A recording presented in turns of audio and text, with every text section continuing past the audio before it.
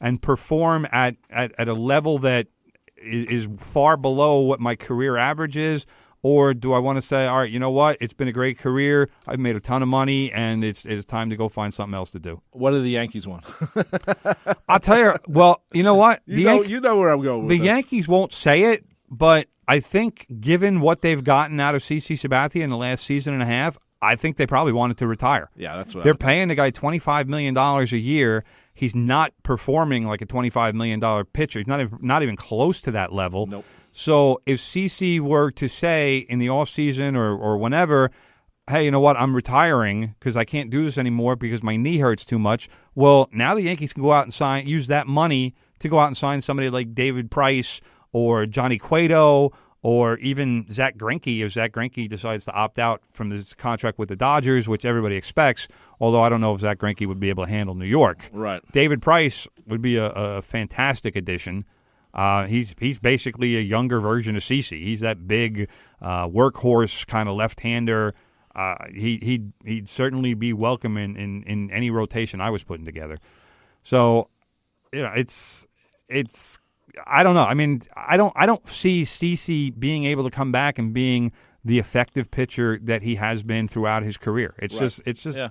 it seems like his best days are obviously behind him, but now how much can he get through in terms of being a finesse pitcher? And how much is this knee injury based on his weight? Who knows? I mean, that's all debatable. Obviously, him being a bigger guy doesn't help with a knee injury, but at the same time, the surgery, I assume, was supposed to fix it, and it obviously hasn't worked. Yeah, it reminds us of our dad who had a knee problem. Exactly. And he had a weight problem, too, so that was something else. So we're going to take a break. You're listening to From the Press Box right here on 90.3 FM WHPC. We're going to have author AJ Benza up next right after our little break. Stay tuned. This is Glenn DeMilt. Join me every Tuesday and Saturday afternoon at 5 for 2 big hours of music and memories with the chairman of the board.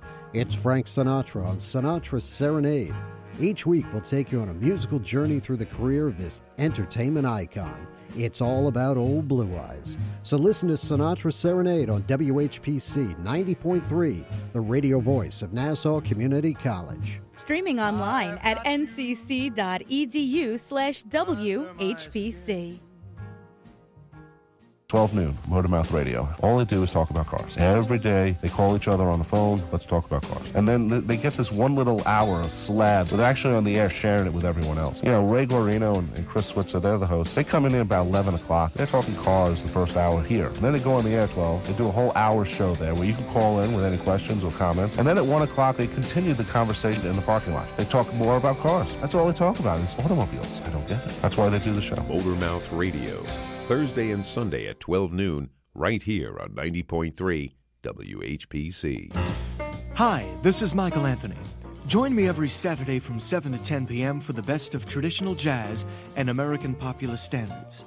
The vocalists, musicians, arrangers, and composers are always celebrated each week with artist profiles and special guests. It's a celebrated musical art form that is alive and well. So tune in every Saturday from 7 to 10 p.m. for The Unforgettables on WHPC 90.3 FM, the voice of Nassau Community College, the station that gives you music, memories, and so much more.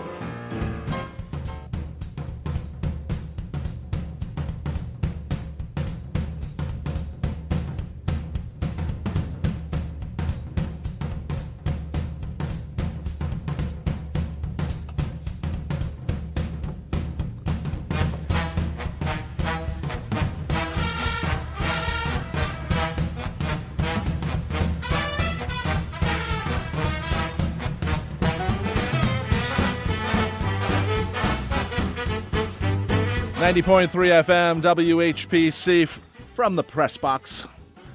And I'm Rob Leonard. He's Tim Leonard. Our guest, we're going a little bit off sports today, but we love the book so much, and Tim's friends with AJ, so we had to have him on. Our guest today is AJ Benza. AJ, I know you know this song. Oh, are you kidding me? I had to learn that song before I was allowed to listen to the Rolling Stones.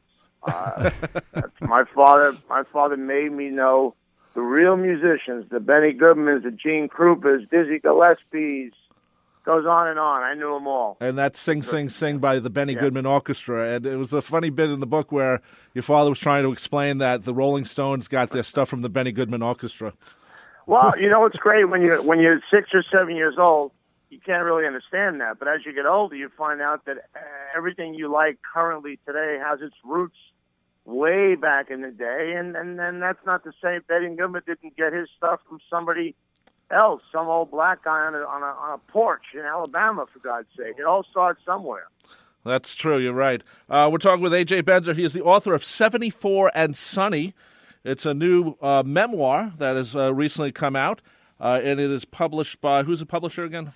Simon Schuster. Simon & Schuster. And we should say that AJ, this coming Wednesday, August 26th, will be up at the book review in Huntington talking about the book. Are you doing a reading too, or are you just going to take questions? Yeah. Obviously, it's my home. For God's sake, I grew up on Long Island, and Newsday, our old stomping ground, Tim and I was a stone's throw from Huntington, so I expect a capacity crowd, not a Donald Trump crowd, but we're going to get a lot of people there, at least 100, because it's close. Everybody knows what's going down, and then it's going to be great. Reading, question, answer, signing, everything. Now, my first question for the book is why this moment did you write this book? And because you've done more, for those who don't know AJ's career, he was the face of E-television for a while before the Kardashians. He wrote for the Daily News, a gossip column for that during the mid-90s. Hot copy. Hot copy.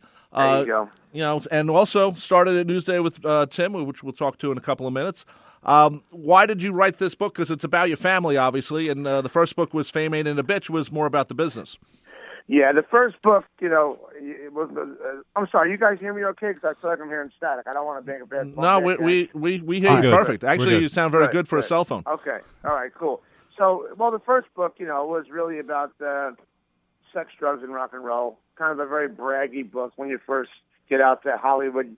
They give you those 2 years to be a jerk, and then you got to settle down. But this book is really what I'm most proud of because it is about my family. And, I live with a very colorful family, particularly my dad. And I just felt like he died in the 80s. And I think it was eating in me for a long time that, I was only 21 when he died. I wasn't doing anything yet. I mean, I left college because he was ill. I hadn't had a full-time job yet when he passed. I was doing a lot of illegal things, put it this way, to keep the house afloat while he was in the hospital dying. So this book, I felt like I owed him something. I felt like I had to put my father's name up there, up on a shelf somewhere forever or up in the cloud so that they're almost immortal in a sense, which is what I think my family deserves. One thing about the book, AJ, and you mentioned your father there, it's supposed to be about your cousin coming to visit you for a couple of months in the summer of '74.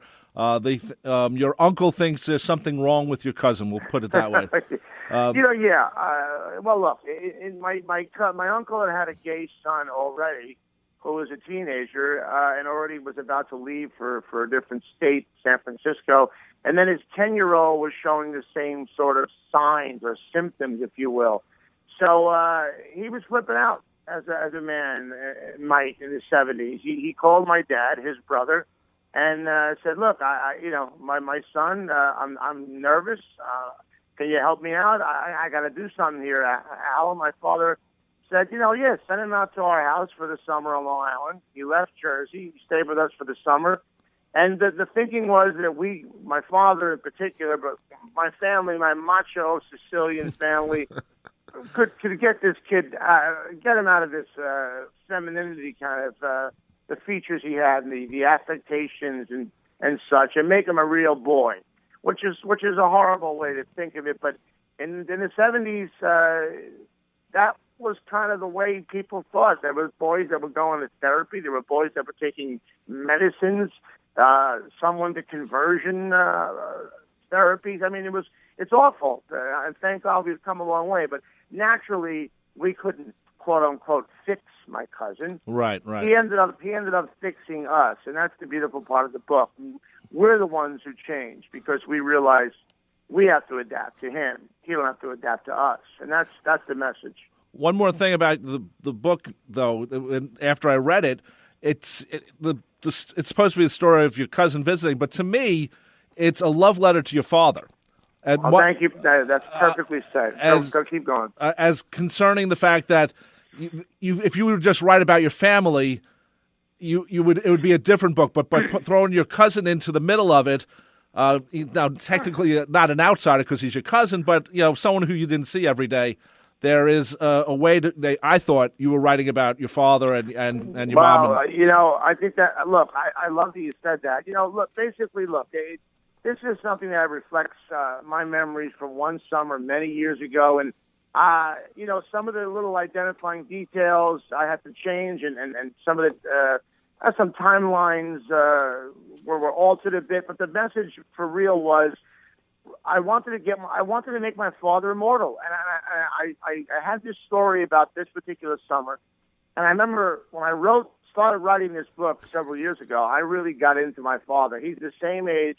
I'm the same age as he was in the book, as I was writing the book. So here I am, the same age as him, with a young son and a young daughter, and I would literally come home from work. I'm also a producer, and I would take a couple of big drinks and wash it down with a couple of beers, and I got into his head. I felt like I was conjuring my father to kind of very emotional. I really realized what this man's stresses were, what he might have been going through. Back in the 70s, or I can go back even 15 years ago, but hardcore guys, hardcore men who were fought in World War II and were ex-cops, they didn't go on Facebook and Snapchat and Instagram and talk to buddies, They had to figure stuff out and dig it out themselves. And my father was not one to go to therapy. He had stuff he had to get through with his family. So when I was writing this book, I was getting into his head. It was very emotional. I was not easy to live with. But I would come out of my room in a fog, and I'd ask my wife some questions, and she said, well, you've got to get more of your cousin in there. And I'd shake my head, and I'd say, you know what? No. This book is about my father, man. He's the main character. It's like the way I looked at it was, my cousin is the grenade that was thrown in our laps. All right? So the story's not about the grenade. It's about the people who have the grenade in their lap and what they do with it. That's the analogy I have. But after I kind of got the first 3 chapters out of my head, I calmed down, and I didn't have to pour myself into my father. I was able to finish relatively easy, but the beginning was awfully hard. Yeah, definitely. I mean, and it kind of took a different direction there after those first couple of chapters, I noticed. One thing I wanted to ask AJ, and this kind of is based on what you're saying now about your dad. I mean, he does obviously come across as, this old world kind of guy. Looking back, why? I mean, so many of those types of people would not have embraced your cousin the way your dad did. And did you realize it at the time? And why? I mean, do you kind of gain an even greater appreciation for your father when you look back and see just the humanity that he showed your cousin? And I remember reading at the end of the book that basically you wind up telling your uncle and your aunt, look, there's nothing wrong with this kid. He's a great kid. And why don't you see this? Yeah, I get emotional even hearing you say that. I started writing this book 3 or 4 years ago, and nobody wanted it. And it went the rounds, and finally Simon & Schuster on the second go-round picked it up. They paid me a poet's wage to write it, and it was a labor of love. But I still to this day, I can't get through certain sentences or paragraphs without crying when I think about my father. I don't know what it is. We're tied together like many fathers and sons, but he was very special in that he was the kind of guy, he definitely changed the temperature of a room. When he walked in, the room shifted toward him. It was almost like gravity changed, man. I mean, you had to look at him, listen to him, smell him. I don't want to sound weird, but he just had this charisma about him that he could start an argument, settle an argument, raise a point, finish a point. And looking back, that's the guy I always wanted to be. And I think Tim can attest, having known me in my 20s, that I was, and I still am to an extent, a very bullheaded, stubborn, straight-shooting guy. No, not you, AJ. Come on. I'm honest to a fault. I'm That's deadly honest. and I've had to actually tone my dad down. What's happened is, guys, is you can't stay your father. You can't be your father.